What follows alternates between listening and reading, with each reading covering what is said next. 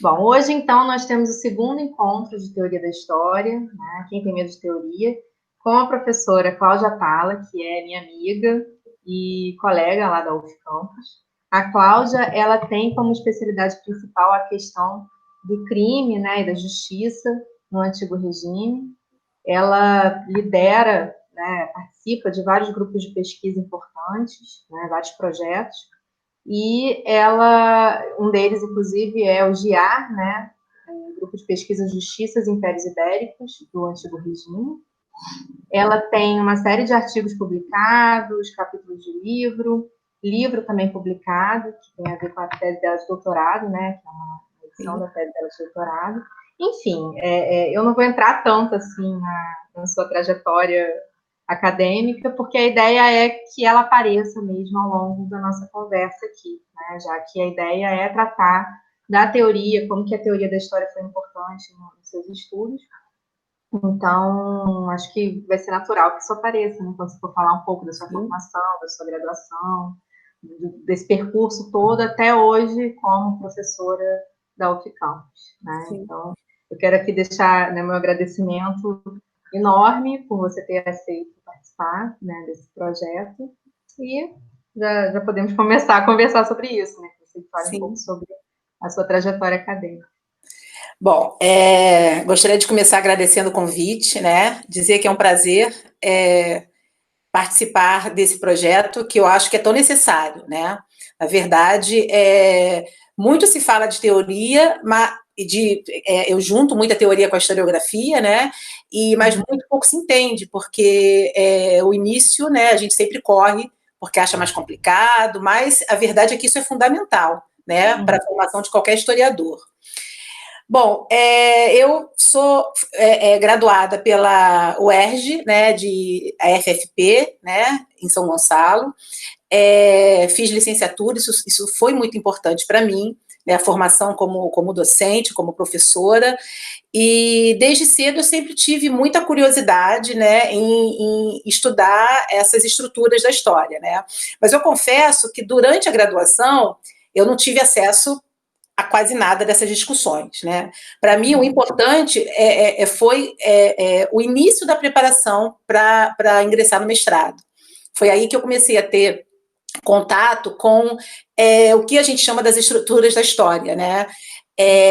Como você apresentou, eu pesquiso administração da justiça, criminalidade, teoria do direito, né?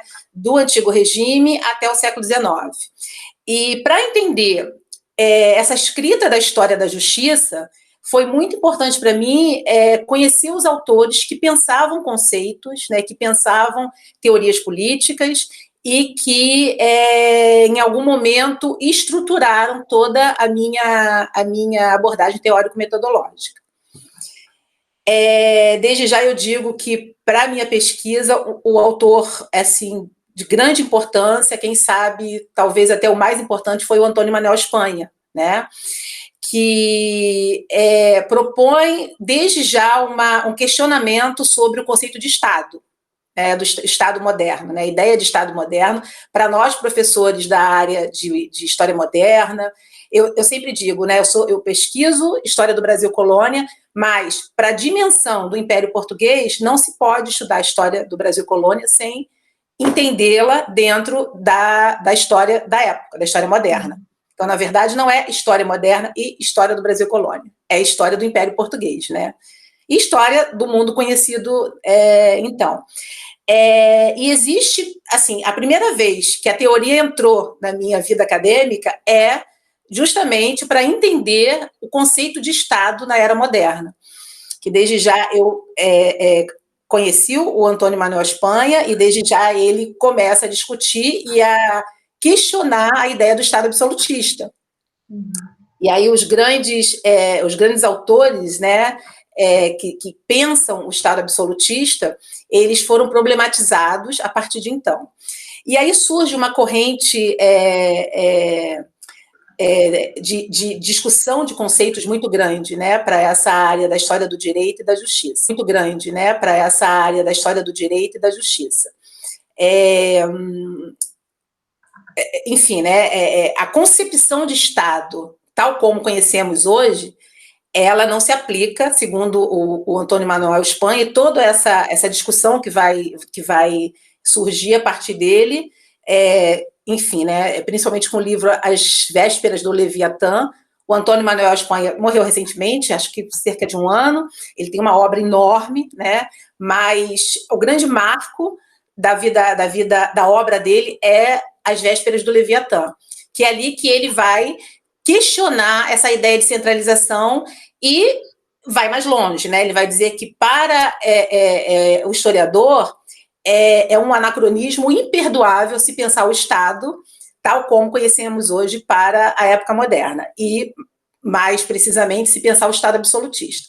E aí segue uma série de uma tradição muito grande que vai acompanhá-lo, e para mim foi fundamental, né? Estudar teorias políticas, né? Discussões sobre política. Outro autor muito importante é o Ernest Kantorowski, não sei se é assim que se pronuncia, porque ele é alemão.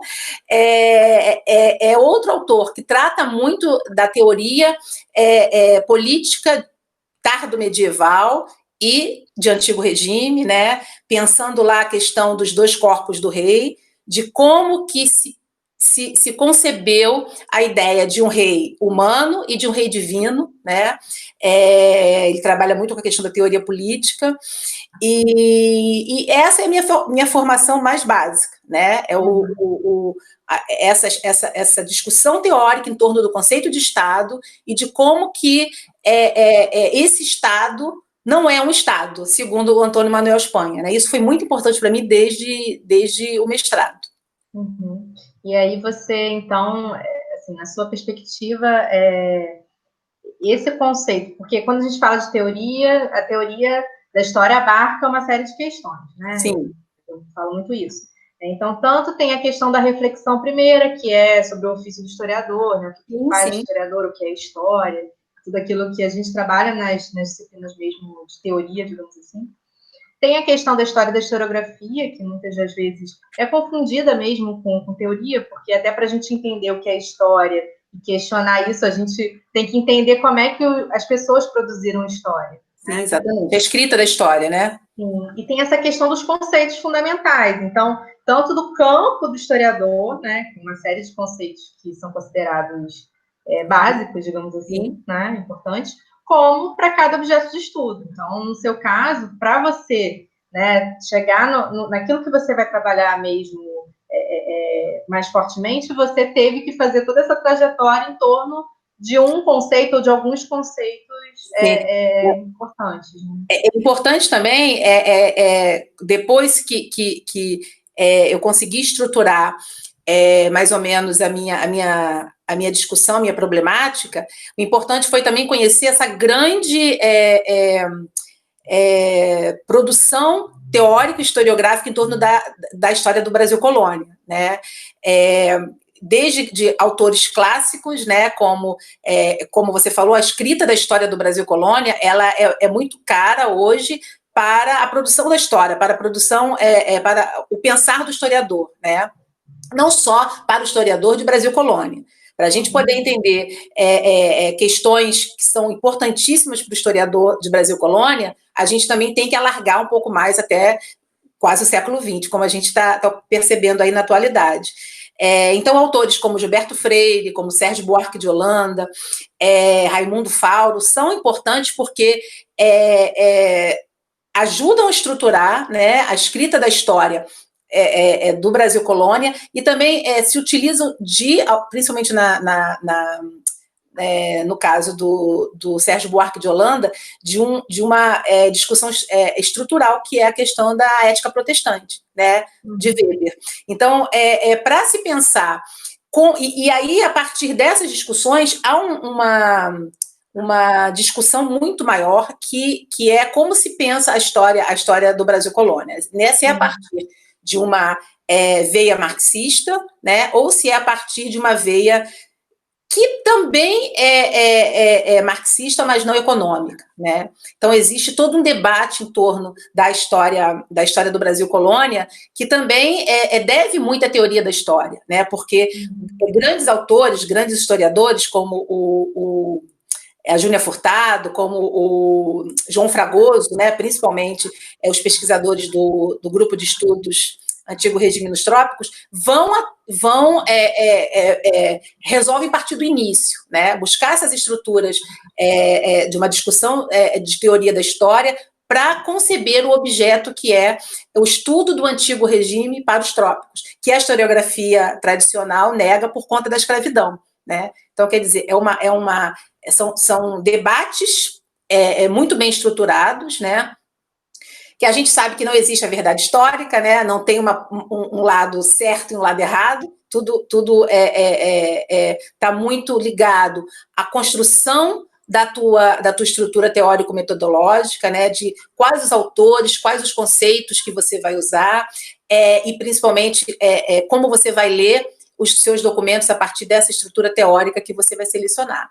Então, esses debates são muito importantes para a gente conceber a escrita da história, né? E a teoria é fundamental para isso. E a ver com o lugar de produção mesmo, né? Com o contexto, tudo isso está relacionado, né? A maneira como a gente trabalha o passado tem a ver com o nosso presente, né? Vários autores trazem dessa ideia, né? Desde Mark Bloch, que a gente tanto fala e comenta, enfim. Mas eu achei interessante essa sua fala sobre essa historiografia do Brasil colônia, porque a época colonial, ela foi vista como momento, a temática, o contexto, privilegiado durante muito tempo, né, pela historiografia brasileira, né? E isso também tem a ver com a história da história, porque no século XIX, quando você começa a discutir sobre o que é história, como é que a história vai ser feita, né, essa ideia de uma história disciplinar, né, de você, inclusive, disciplinar a história, ou seja, dotar a história de uma série de procedimentos e, enfim, até uma certa profissionalização, a ideia de que a história deveria lidar com o passado, né, e quanto mais longínquo, melhor, faz com que, por exemplo, os autores do século XIX tivessem um certo receio de trabalhar com o próprio século XIX, né? Então, sim. Desde então, você já começa a privilegiar... Então, trabalhar com o Brasil colônia, né, necessariamente faz com que a gente pense e repense a escrita da história, a própria escrita da história como ela é feita. Né? Exatamente. Porque vem dessa longa tradição também, né? Exatamente. A história do Brasil colônia, ela tem, para o século XX, ela tem um peso muito grande da produção de Caio Prado Júnior. Né?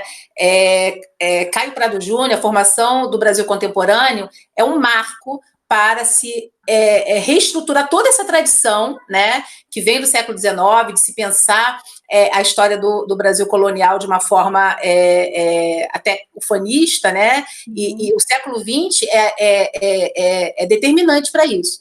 Então, a tradição pradiana, como a gente chama, né, ela é fundamental para se estruturar um pensamento que foi durante muitos anos, muitas décadas, único, né, para se estudar a história do Brasil colônia, que é a ideia o conceito de sentido da colonização, né, acumulação primitiva de capital para a Europa, a peculiaridade da mão de obra do africano escravizado. Tudo isso é muito importante também para essa historiografia mais recente. Isso é bom deixar claro, né? A análise proposta pela estrutura teórico-metodológica que o Antigo Regime nos Trópicos monta não nega essas questões importantes, né? A questão do monopólio, a questão da mão de obra do africano escravizado, né? Tudo isso é problematizado, né? Ressignificado, rediscutido. Enfim, considerando outras bases, né, que não só essa questão do exclusivismo, da acumulação primitiva de capital, não só, né, é claro que se considera a existência dos monopólios, da exploração da mão de obra, mas muitas discussões elas foram revistas e principalmente através de estudos de caso. Isso que você faz acaba sendo fundamental mesmo, quer dizer, você está dando uma disciplina que não necessariamente estaria enquadrada, digamos, dentro dessa gama do currículo mesmo que a gente tem, né, de disciplinas do campo de teoria e metodologia da história, né, enfim, meu concurso lá na UFCampus é de teoria e metodologia da história. Então, tem aquelas determinadas disciplinas e a sua não estaria inserida nisso, né, não necessariamente você você está dentro disso, dentro dessa caixinha, digamos assim, que a gente coloca. Né? Inclusive, a minha proposta aqui é que a gente questione essas caixinhas, né? E veja justamente isso. Você faz toda essa reflexão com seus alunos, né? Numa disciplina sobre historiografia do Brasil colonial, que, no final das contas, é isso que eu estou propondo aqui, a ideia de que a teoria não está descolada do trabalho do historiador, mesmo que ele não seja o historiador da área de teoria, né? Então, até, assim, conversando, né, com muitas pessoas e vendo essa dificuldade que existe, principalmente entre os alunos, a gente para pensar um pouco nisso, né? O que vem a ser a teoria, né? Claro que a teoria tem uma série de questões complexas, né? Se você for entrar nos autores, né? Sim, existem discussões que, como qualquer campo, qualquer especialidade da história... É um campo, é uma área, né? Isso, exatamente. Você vai se aprofundando e aí a discussão vai ficando mais complexa, né? Mas, no frigir dos ovos, o que é a teoria? É esse pensar, esse refletir sobre a história, né? Então, a gente pensar que a história é um conhecimento em produção, em contínua produção, né? O que significa que não é um conhecimento dado, né? O que significa que a cada momento a gente reinventa um pouco esse passado, né? E não é um inventar, claro, ficcional, né? Também existe todo um debate na área de teoria sobre isso, né? Sim. Mas não é isso, né? É um reinventar com uma série de procedimentos, com esses critérios que formam o historiador, né? Sim, claro. Mas se a gente pensar nisso, é justamente essa questão. Qualquer área, né? Qualquer vertente da história, digamos assim, a gente faz essa reflexão teórica, nem que seja nesse momento em que você trabalha com a história da historiografia, né? Que é você pontuar, olha como é que esse objeto foi trabalhado ao longo do tempo. Sim. Porque isso já abre para a questão. Se ele foi trabalhado de formas diferentes ao longo do tempo, peraí, então não é uma questão única, não é um conhecimento único, né? Não é... datado. Exatamente. Né? Responde às questões do tempo do historiador, né? Exatamente. Tudo isso que você comentou. Né? Então, na verdade, o interessante, eu acho que a graduação em História proporciona isso, de uma maneira geral, a gente faz isso, a gente faz discussão historiográfica, né? Na maioria das cadeiras, né? Na maioria das disciplinas, né? Quando você pega, sei lá, na Revolução Francesa, e você trabalha com os autores de corrente marxista e os outros estruturalistas e tal, e faz essa comparação, né? Minimamente isso traz essa reflexão teórica, né? Sim. E até de autores que eram marxistas e depois assumem uma pois é. francesa, isso acontece muito, de autores que depois repensam, né, as suas bases, as suas estruturas, e isso é importante que o aluno, eu acredito, desde a graduação entenda, porque é o que eu falo em sala de aula, a gente não está aqui para contar a história, né, a gente está aqui para perceber como ela foi, como ela é pensada, como ela é escrita ainda, e as diversas teorias, as diversas visões, né, escritas, que, inclusive, a maioria delas se conflitam, né, isso não é problema nenhum. Isso não é problema, isso mostra para a gente como é complexo se tratar a história de uma forma só, né? Linear, de forma linear, né? Acompanhando somente uma estrutura e negar a outra. Ainda que o aluno, que o pesquisador, eu acho que isso deve acontecer desde a graduação, tem acesso a um tipo de bibliografia, porque a gente também não pode esquecer que o professor, quando vai preparar o seu curso, ele faz opções, né? Sim.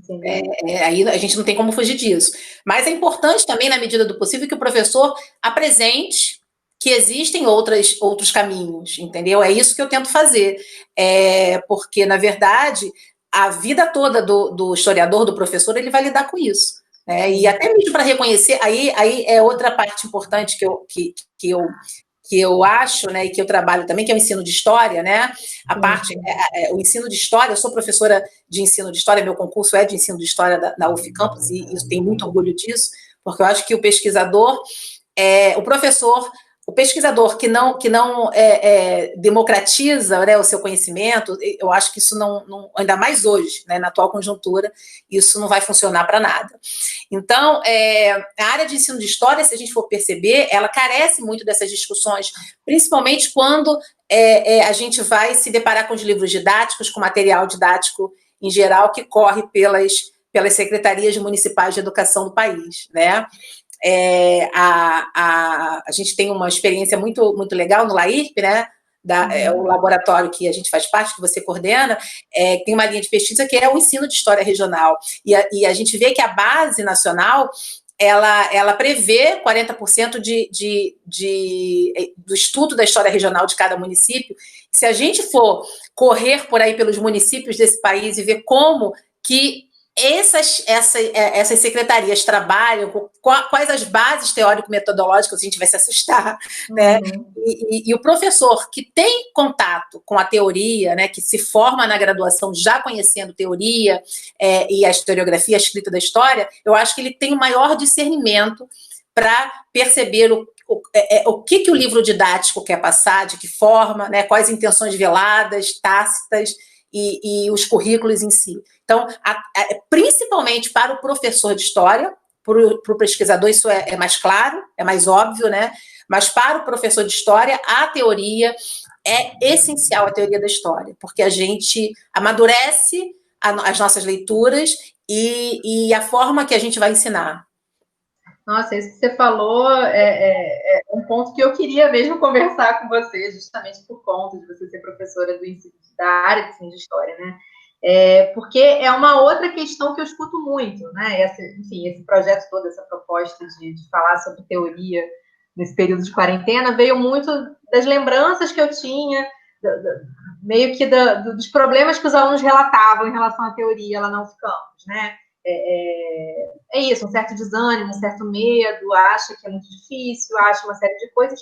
E um dos pontos que eu escutava todo semestre, ao longo do semestre, era: eu vou ser professor de ensino fundamental e médio. Então, para que eu tenho que ler, né, esses autores todos canônicos, ou participar dessas discussões que parece que estão muito além daquilo que eu vou trabalhar, porque eu vou ter que trabalhar com livro didático. Nossa, escutei muito isso. Vou ter que trabalhar com livro didático, eu vou ter uma série de limitações impostas pelo currículo, pela escola, por isso, por aquilo, enfim.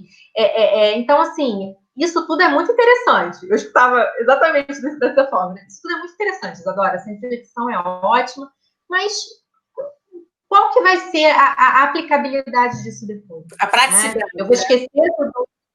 Eu vou esquecer tudo isso para poder recorrer ao velho método de dar aulas de história, né? Enfim, qual é a relação? E aí eu sempre falava muito isso com eles: olha, vocês ainda vão ter uma série de disciplinas de ensino de história que vão buscar também problematizar isso, porque isso também é uma questão muito discutida na área de ensino de história, né? A relação com a própria teoria, né? Tem muitos autores que fazem essa conexão, né, entre teoria da história, historiografia, história acadêmica e história escolar, escola disciplinar. Né? Então, eu falava: olha, vocês ainda vão ter muita discussão em torno disso para pensar, né? Eu não acredito que vocês vão sair da graduação só reproduzindo cegamente, né, tudo aquilo que a gente questiona tanto. Mas o que eu posso adiantar, né, o que eu falava para eles era isso, que essa consciência que você, enfim, adquire, eu não gosto também dessa palavra, mas a gente pode usar aqui, a partir dessas leituras todas, a partir dessas discussões todas, ela não vai ser esquecida, né? Então, é claro que para um público, como toda fala, né, como toda retórica, a gente trabalha com o público, né? A gente fala com um determinado público. O público da escola é diferente do público da faculdade, né? Sim. Então, a intenção não é formar pequenos historiadores, não é essa. Então, você não vai dar o Bloch, o Koselleck, o Thompson para os alunos de 9º ano lerem, né? Não tem o menor sentido. Mas, justamente essa consciência do lugar de produção da história, isso daí pode ser colocado. Né? Exatamente. Você pode tentar... É aquela questão da consciência crítica, né? Que tanto se falava, né?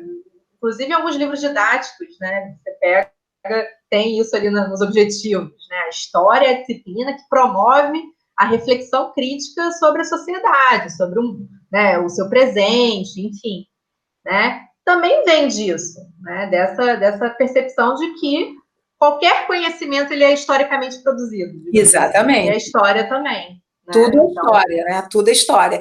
E o importante eu acho que, assim, ainda que é óbvio que a sala de aula, né, a cultura escolar é um lugar de fronteira, né, como diz a Ana Maria Monteiro. Então, não é que o conhecimento tenha que ser facilitado. Existe uma linguagem própria, existe uma cultura escolar própria, né, para se tratar ali. Aquela ideia de tradução, né, que é meio controversa, né? Como é que é a transposição didática? A transposição didática é muito controversa. A Ana Maria Monteiro critica muito, porque não é questão de você facilitar o que é visto na universidade. Não, não é. Existe uma cultura escolar própria, que não é nem maior nem menor do que a cultura acadêmica. Né? Traz essa visão de uma hierarquia, né? Exatamente, não existe. E é complicadíssimo. E dentro dessa dinâmica, eu acho que essa história crítica ela tem que aparecer, né? Até mesmo, claro, que a partir de toda essa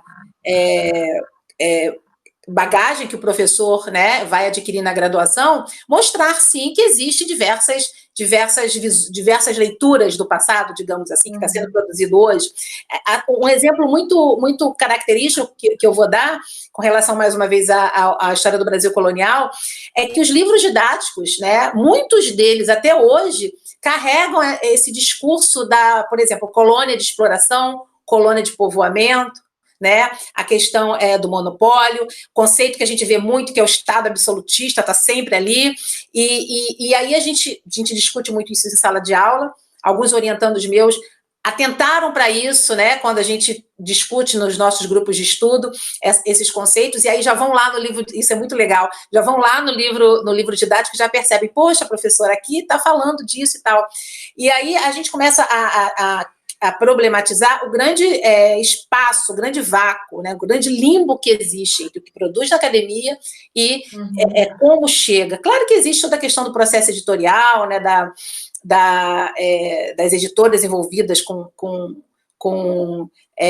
governos, poderes e etc. Mas é importante que o professor, tendo esse conhecimento, tendo esse contato com a teoria da história na graduação, perceba os meandros, né, que o livro didático vai insinuar, porque quase sempre são tácitos, né, eles não estão ali visíveis. Mas, e aí, para que o professor consiga entender, né, como que o livro está conversando com ele, como o professor vai produzir a cultura escolar. Então, isso tem tudo a ver com a teoria da história. Né? O professor precisa dessa base, precisa estar... a sua formação toda de graduação precisa ter a presença constante da teoria da história, né? Criticando essa ideia da caixinha mesmo, né? Por que só o professor de teoria da história vai falar sobre teoria da história? Por que o professor de ensino de história, professor de Brasil colonial, professor de Brasil império, não pode, claro, né, respeitando lá o seu conteúdo, as suas seleções de textos, as suas seleções de discussões, mas mostrar que aquilo ali pode ser problematizado, porque é para a sala de aula que o professor vai levar, muito mais, ou mais imediatamente do que para a pós-graduação, né? Sim. Não, e fora essa própria questão, né, da seleção que você comentou, né? Isso também é uma questão que a gente discute muito, né? O conhecimento, ele é selecionado, ele é recortado.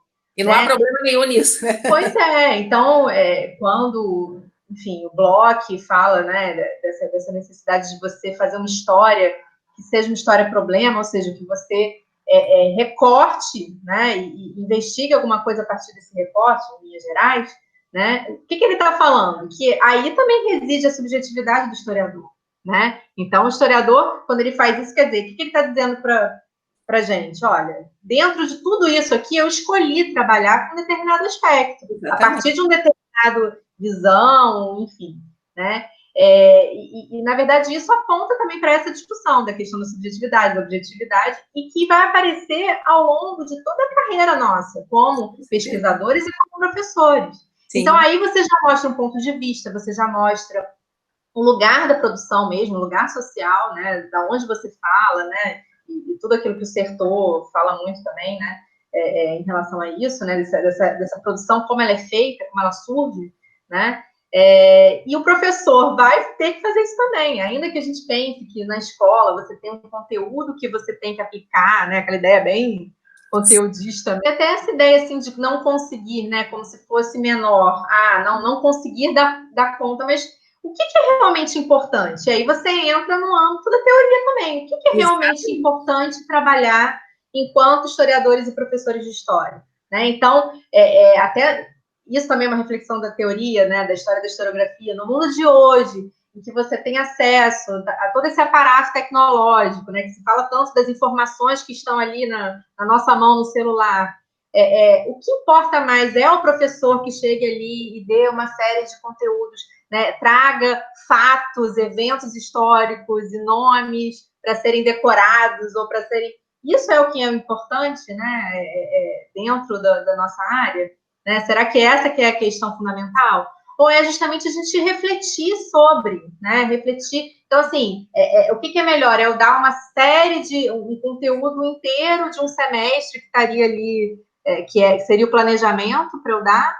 Ou é eu escolher, por exemplo, um ou dois desse conteúdo todo e fazer os alunos pensarem um pouco mais sobre isso, né? Então, qual a importância da gente pensar sobre a Revolução Francesa hoje? Qual é a importância, né? Por que se questiona o mito do Tiradentes, né? Qual é a construção que foi feita? Exatamente, né? exatamente. Eu acho que torna tudo mais interessante e realmente traz, né, essa consciência histórica, né, que também é um conceito muito trabalhado em teoria, né, história, enfim, que a gente fala tanto em ensino de história, enfim, será que não seria isso que levaria a todos esses questionamentos que fariam com que o aluno, seja ele qual for, pensasse o seu lugar no mundo? Né? Será que isso não é melhor, não é mais importante do que você realmente passar um conteúdo?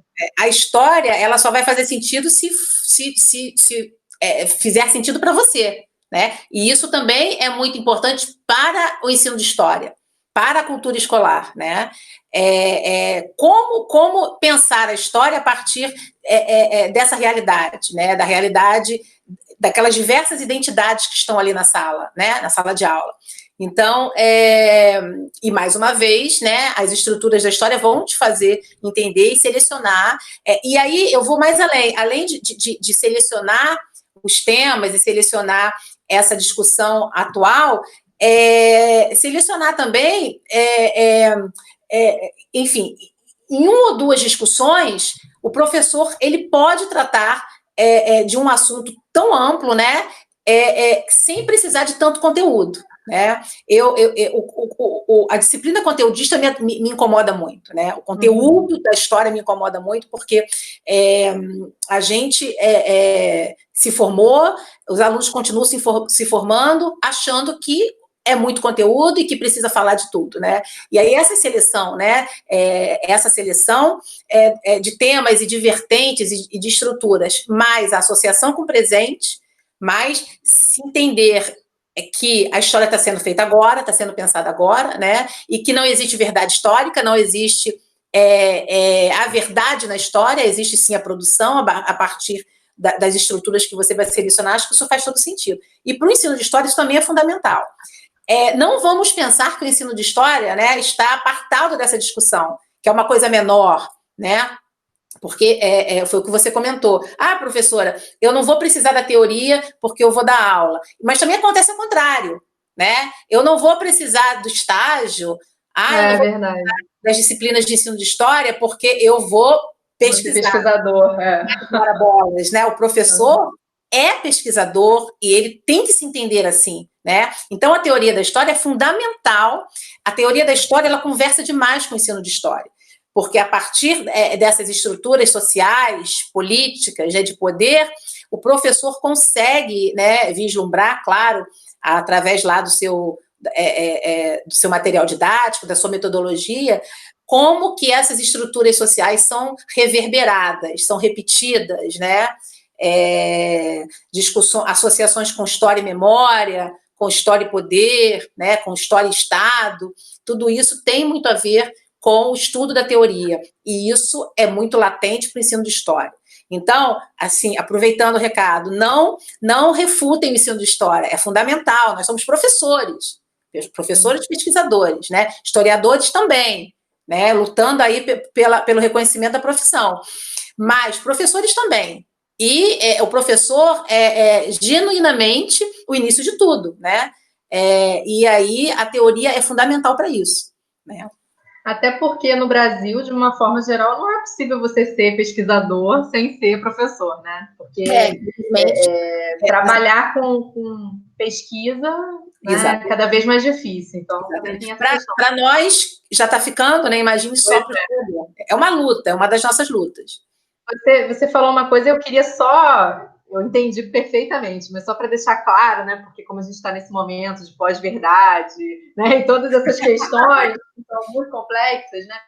Quando a gente fala que não existe uma verdade histórica, isso também é algo muito problematizado pela teoria da história, né? O que significa isso? Verdade. A gente não está aqui dizendo que, enfim, a gente está inventando. Então, se não existe uma verdade, então é o que? É uma invenção? É uma ficção? Né? Não é ciência? É ou não é ciência? É um debate que vem do século XIX até hoje, bate na nossa porta, com a própria questão da profissionalização, né, que você mencionou, né? Tem um pouco a ver com isso também. Sim. Então, assim, a história é ou não é uma ciência? Ela tem rigor, ela tem método, mas ela também tem esse quê de invenção, e isso diminuiria o papel da história. Como é que fica? Porque, né, existe esse questionamento muito forte, existem muitos trabalhos em torno disso. Sim. Então, quando a gente diz que não existe uma verdade única e absoluta, né, a gente está se calçando também uma série de autores, né, a gente está falando isso. Com certeza.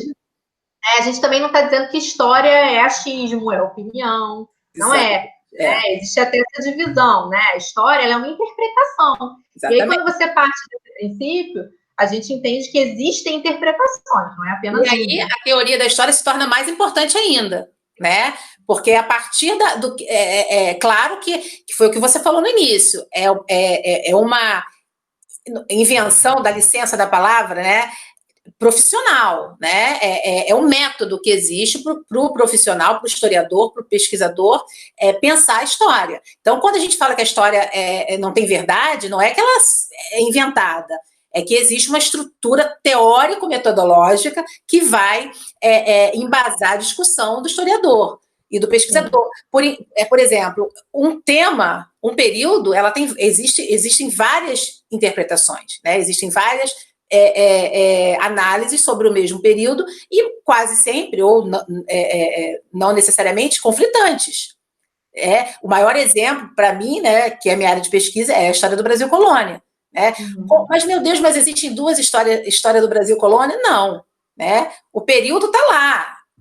Uma grande historiadora, uma vez, no início, quando eu resolvi fazer mestrado, não vou citá-la aqui, mas é uma professora querida, muito conhecida, eu procurei ela e, eu quero fazer mestrado, e aí enviei meu projetinho para ela, todo enfim, né, pensado lá, escrito por mim, e aí foi uma frase que eu nunca mais esqueci, ela foi muito generosa comigo, olha, Cláudia, tá legal, mas assim, eu vou te dizer, você faz várias afirmações aqui que são problemáticas, porque você não pode recuperar o passado, né? O passado, tal como ele aconteceu, se perdeu, né? O que você vai fazer com base na estrutura que você vai montar, trazer uma análise e problematizá-la. Isso, para mim, foi muito forte, muito importante, né? Porque aí eu comecei a entender, eu acho que foi se tratando do nosso principal tema aqui, acho que foi a hora que eu percebi a importância da teoria.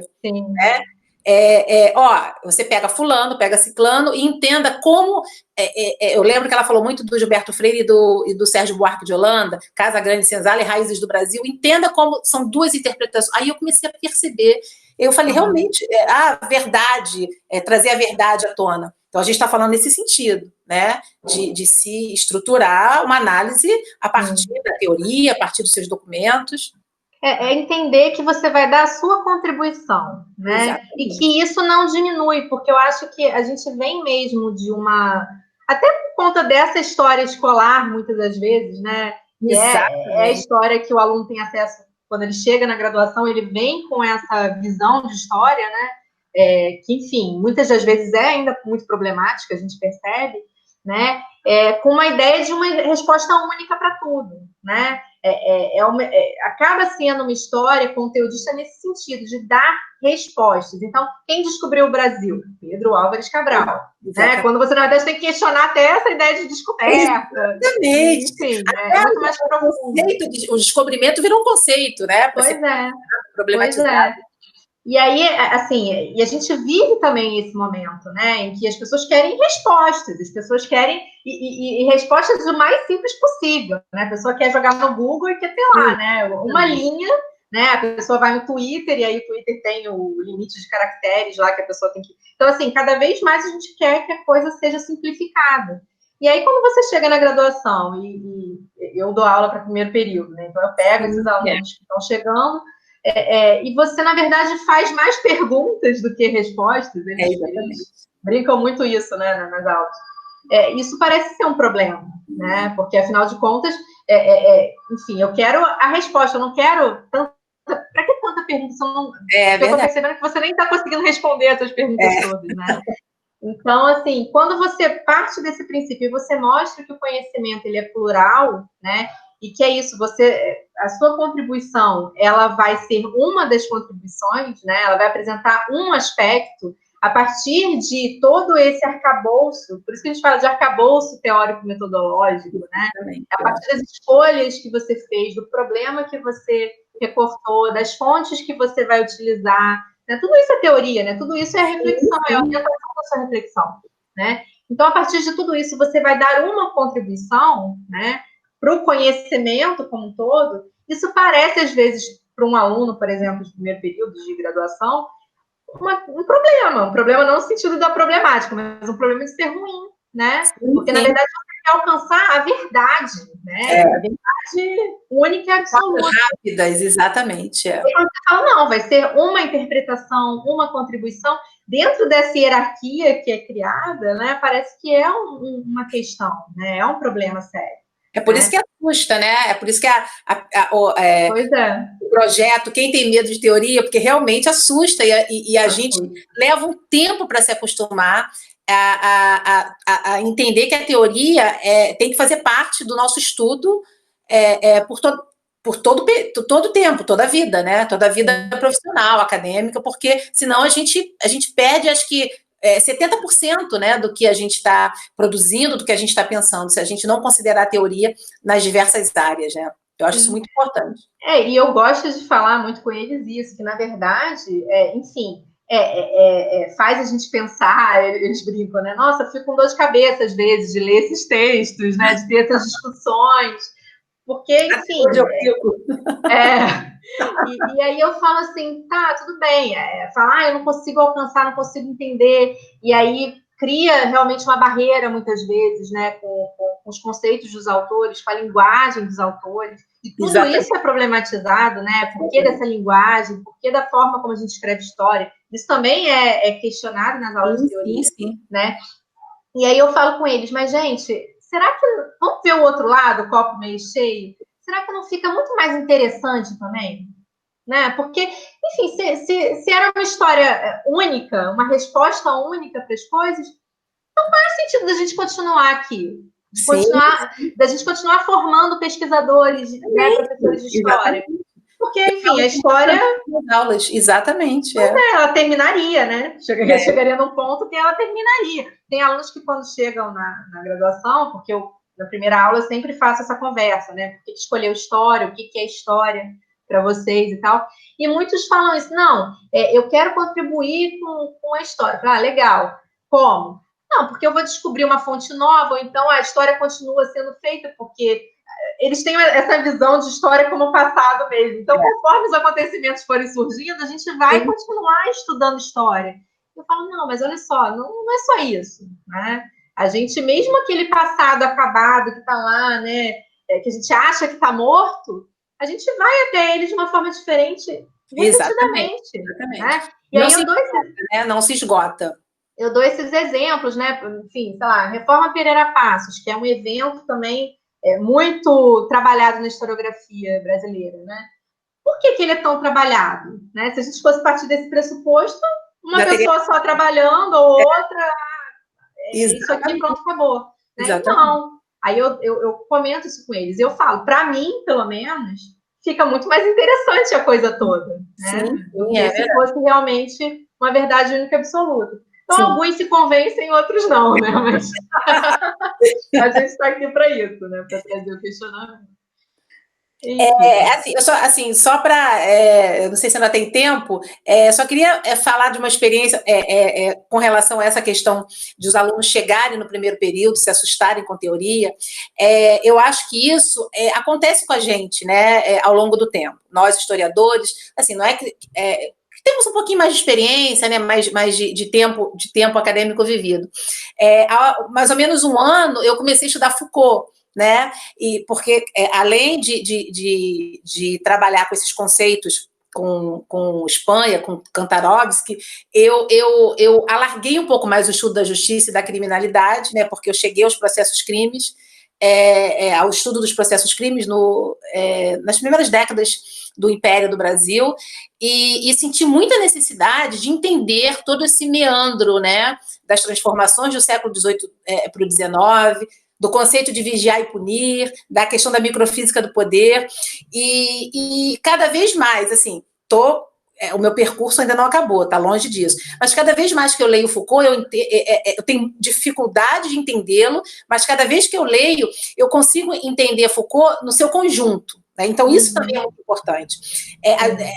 A gente não queiramos que ler um texto só, ler um texto do autor e achar que a gente saca de Marc Bloch, saca de Peter Burke e do Michel Foucault, de Bourdieu, de Certeau, porque é muito complicado, né? Então, é um processo contínuo. Eu estou dizendo isso porque ontem mesmo eu tive reunião do grupo de estudo e li um texto do Foucault que ainda não tinha lido, e aí consegui amarrar coisas que estavam soltas de alguns capítulos do Vigiar e Punir, né? Uhum. E aí conversei com eles isso ontem. Gente, a gente precisa entender a obra, precisa entender como os conceitos dialogam, como que é importante, né, em se tratando de teoria, para se estudar criminalidade, estado de polícia, a questão da imposição da ordem no século XIX, em seus diálogos com o capitalismo, né, e com a Revolução Industrial, como Foucault é importante para se entender isso, né? E para se estudar processos crimes é fundamental. Então, essa é uma base teórica, é um exemplo que eu estou dando, né? De como a teoria é importante para você entender esse período histórico e esses temas que eu citei, né?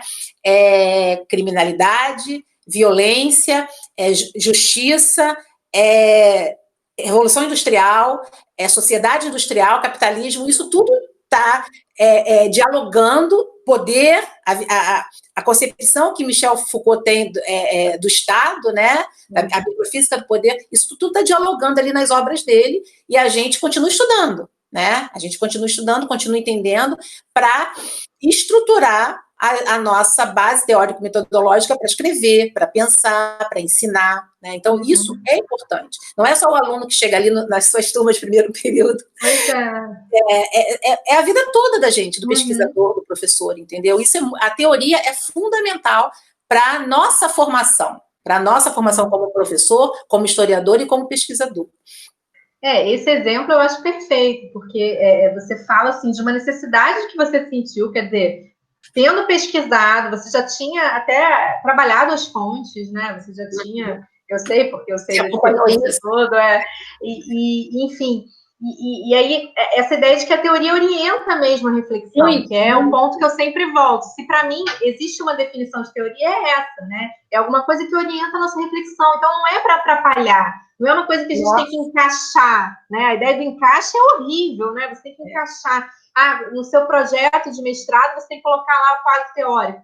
Como que eu vou encaixar essa teoria? Não é para ser isso, é para ser orgânico, né? É para te ajudar, não é para te atrapalhar. Né? Então, a discussão que o Foucault levanta lá em Vigiar e Punir, nas outras obras dele, né?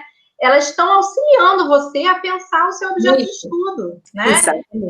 E não precisa, ele acaba trabalhando uma temporalidade parecida, mas você nem precisava ser também uma temporalidade parecida. Exatamente, porque tem trabalhos sobre o século XX, sobre criminalidade do século XX, que pensa Foucault, entendeu? E ele trabalha muito nessa longa duração. Eu ainda estou assim, começando, né? Tem um ano e pouco, você me ajudou muito, me deu bastante dica, e a partir daí eu só vou amarrando as coisas com Foucault, né? É muito importante, foi importantíssimo para eu entender o meu objeto de pesquisa, porque sem ler, sem ter acesso a essa teoria, né? Eu não ia conseguir, eu estava muito perdida, e aí depois que eu comecei a ler, aí leio um texto, leio outro, vou amarrando uma ou outra e vejo que existe toda uma razão na produção do Foucault. É um exemplo que eu estou dando, e outros autores também. Né? Existe toda uma razão na produção dele que sustenta muito as discussões que são caras para mim, entendeu? Pois é, porque faz sentido para essa ideia do sentido também, né? Exatamente. Faz sentido para você dentro dessas escolhas que você fez, né? Então volta aquela questão da escolha. E aí eu queria também só pontuar uma coisa que você falou que eu acho central, e eu falo muito isso também, e aí como a gente está aqui, né, disponibilizando isso para os alunos, né, alunos que eu já tive, que vou ter, né, lá na UFCampus, é que eu acho importante, né, uma das qualidades que eu acho essencial no historiador e no pesquisador e no professor de história é a humildade também, humildade acadêmica. É verdade. Eu falo muito isso com eles. Eu, no primeiro período, eu também não entendia boa parte do que eu li. Né? Não, eu também não. Tem coisa que eu não entendo até hoje também. Eu acho que ninguém entende, né? Então, assim, na verdade, eu acho que a gente tem que assumir uma postura humilde no sentido de ver, né? Enfim, as lacunas que a gente ainda tem que preencher e o conhecimento, a construção do conhecimento como um processo constante, porque é isso, né? É isso. Exatamente. A gente, sei lá, quando tiver 80 anos, a gente ainda vai estar lendo, a gente ainda vai estar produzindo, espero, né? E nessa ótica vão ter coisas que vão aparecer que a gente não vai entender de primeira, e aí a gente vai tentando, vai forçando, porque no início é forçar mesmo. Exatamente. Porque assim como qualquer atividade humana, né, você vai fazer um exercício físico. Né? Se você sempre foi sedentário, você vai ficar todo dolorido. Né? Isso é o que aconteceu comigo. Assim, é uma experiência muito única para mim, entendeu? Que Foucault foi difícil. Entendeu? Eu, assim, sou professora há muito tempo, há mais de 20 anos, professora de ensino superior, né? E a gente está aprendendo sempre, a gente está aprendendo. E não conseguiu ler de novo. E também se permita, outra coisa importante, mudar as suas estruturas, né? O que você acha que é importante, daqui a 10 anos não vai ser. Ou você vai ver, nossa, como é isso aqui vai atender muito mais do que o que eu fazia há 5, 3 anos atrás, né? Então, a humildade é muito importante para você entender que não existe conhecimento dado e feito. Eu vou fazer graduação, fazer mestrado, doutorado, e eu sou o suprassumo do conhecimento. Não é assim, muito pelo contrário, né? E existe também muito esse mito, né, dos alunos verem a gente ali dando aula sobre aquilo e se equipararem de um jeito complicado, porque, assim, obviamente ninguém é superior a ninguém, né? Enfim, não é isso que a gente está falando. Mas existe um percurso, né? Existe uma trajetória. Né? Então, a Isadora, que hoje dá aula, né, de construção do pensamento histórico na UFCampus, né, não é a mesma Isadora que entrou na graduação na UERJ lá em 2004. Pois é, então, assim, eu falo isso muito com eles. Porque aí entra uma outra questão, né? Essa coisa da humildade que eu falo. E entra também o aspecto, então, se eu não consigo, isso aqui que não é bom o suficiente, na verdade. Porque aquela questão toda da divulgação histórica, que é muito importante, né? Mas eu acho que às vezes tem um probleminha aí, né? Que tudo tem que ser muito facilitado. Sim. Né? Porque, tem que ser popularizado. Essa ótica da popularização, e eu concordo com ela em grande parte, ela tem seus limites também, porque eu acho que eu chegar para um aluno de primeiro período e dar textos muito fáceis, entre aspas, né? Claro que eu vou adequar, claro, a minha aula é diferente, a minha aula de primeiro período para uma aula de quinto período, se eu for dar aula na pós-graduação, são coisas diferentes, obviamente, né? Aquilo que a gente mencionou antes, né? Não é transposição didática, não é facilitar, mas é você realmente entender o lugar de cada um, né? Entender a trajetória de cada um. Procuro isso. Mas você não pode fugir, né? Até para você questionar, por exemplo, os autores canônicos, né? E trazer isso, por que eu só leio os franceses, né? Tem muito isso. Por que eu só leio? Isso é uma questão importante, também é uma questão que a gente levanta muito na área no início, né? Mas para isso eu tenho que saber do que eu estou falando, né? Para eu saber o que eu estou falando, eu tenho que dar a oportunidade também para esse aluno, né? Ter acesso a isso tudo, a essas discussões. Porque senão eu também acho problemático a partir do pressuposto de que ele não vai entender, então eu vou passar por cima disso, vou dar aqui um textinho mais qualquer coisa, né? Vou dar aula só expositiva e pronto, acabou. Não, a gente tem que trazer a discussão, né? Tem que quebrar a cabeça um pouquinho, né? Tem que ir lá no dicionário olhar as palavras, né? Eu acho que a ideia é um pouco essa. Então, assim... É o que eu estou falando. Cuidado. Eu estou quebrando a cabeça com Foucault há algum tempo, estou amando, gosto muito, mas não é fácil a leitura, mas é um esforço contínuo, é o que você diz. Conhecimento não está dado. A gente vai ler, a gente percebe que vai atender a nossa demanda, e aí a gente continua, e anos depois a gente substitui, e é assim que está, cada um na sua época, né?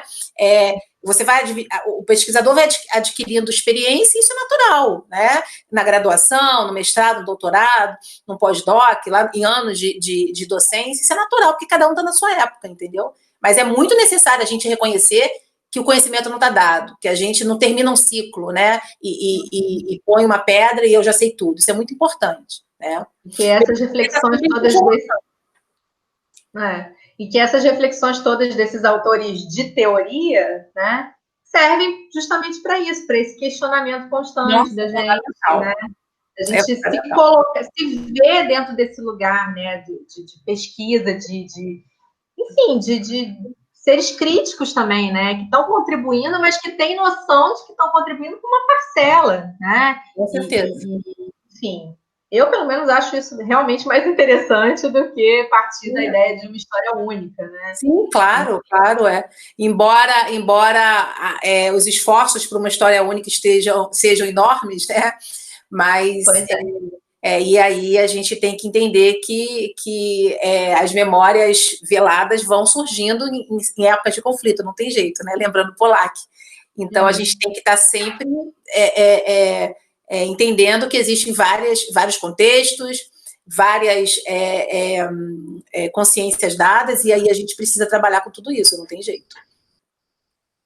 Bom, Cláudia, eu acho que está ótimo, né? Acho que a gente, se deixar, a gente fala mais umas 3 horas, né? Batendo papo, faz um café. Mas eu acho que está ótimo, acho que a gente tocou aqui nos pontos principais, né?